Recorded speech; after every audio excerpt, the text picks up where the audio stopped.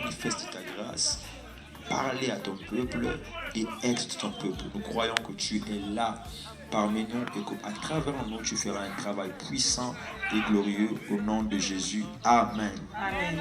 Alors, vraiment, j'aimerais que vous puissiez me suivre parce que lorsque vous me suivez, je peux avoir votre attention parce qu'avec la Pesanga, Amen. Donc voilà, soyez avec moi pour ne pas qu'on soit distrait. Alors, Tubanji, nous disons proclamer la liberté. Alléluia. Alléluia. Amen. Amen. Amen. Il y a deux choses. Il faut qu'une personne arrive et qu'il annonce à ses interlocuteurs un message de liberté. Alléluia. On annonce qu'un message de liberté à celui qui est dans une position d'emprisonnement. Alléluia. Celui qui peut être libre, c'est celui qui est emprisonné quelque part. Tant que tu n'es pas emprisonné, tu n'as pas droit à la liberté. C'est que lorsqu'on comprend bien, on peut examiner que pour venir annoncer la liberté, il faut en soi que tu sois premièrement emprisonné. Et deuxièmement, il faut que la personne qui vient pour t'annoncer la liberté ait le pouvoir aussi de te rendre libre. Alléluia. Amen. Alors nous sommes ici. Dieu a permis. Je suis avec vous. Ma question est en quoi veux-tu être libre? Et pourquoi veux-tu proclamer la liberté? Parce que lorsque nous parlons de proclamer la liberté, c'est nous qui d'abord recevons la liberté. Deux, c'est à nous aussi d'aller proclamer la liberté. Parce qu'en tant qu'enfant de Dieu, nous ne recevons pas seulement la liberté pour la garder, mais nous recevons la liberté pour aller aussi proclamer la liberté. Parce qu'en soi, la liberté, c'est Christ, Dieu. Alléluia. La Bible déclare, là où est l'Esprit de Dieu, là est la liberté.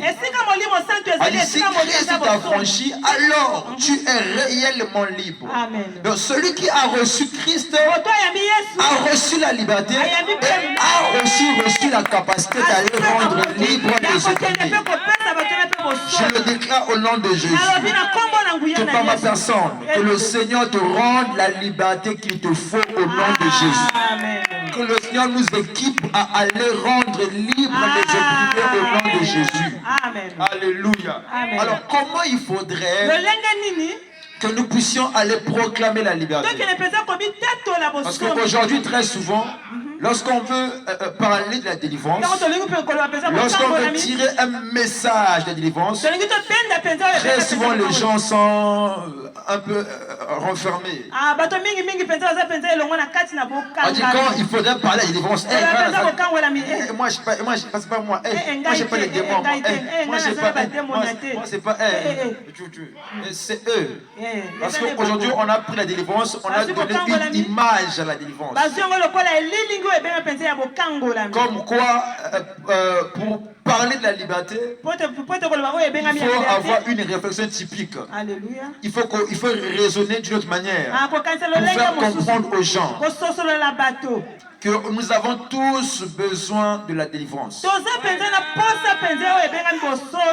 Le balangay.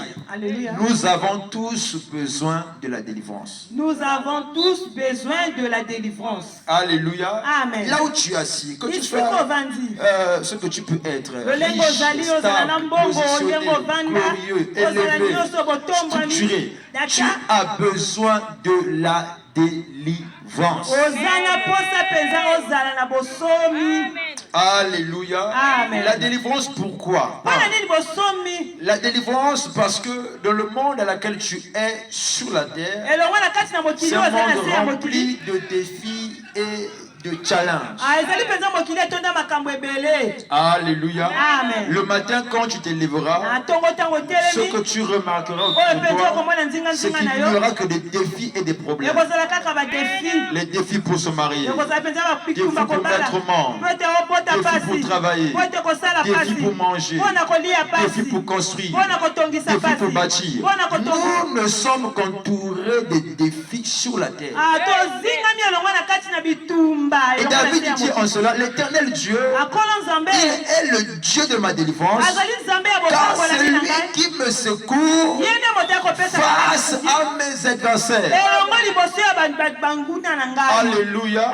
Amen. Lorsque tu es en face d'une situation quelconque, prends d'abord cette situation comme étant un défi. Donc, on parle de défi, prends cette situation comme étant un Goliath. Ne cherchons pas à avoir les démons partout. Quelqu'un va dire comme le lac bien, je mange bien, je ne rêve pas les sorciers, je n'ai pas de combat. Comme moi je suis bien vêtu, je suis bien structuré, je prie beaucoup, je n'ai pas de combat.